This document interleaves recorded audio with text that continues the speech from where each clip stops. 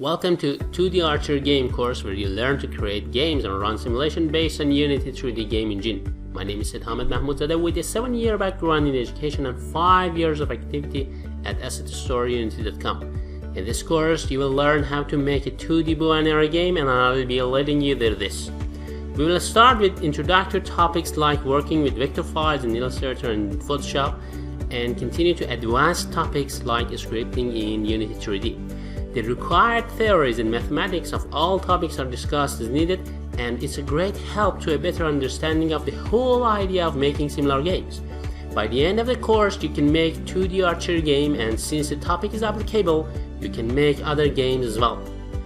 We are a team. At first, Ahmed developed this educational course and recorded it in 4 chapters. Then me, Sadaq Mahdian, joined him to provide this course in English, and here we are.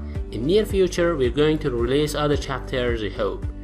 All users of Unity game engine who are looking for making a game will enjoy this course, especially those who are working with 2-dimensional environments.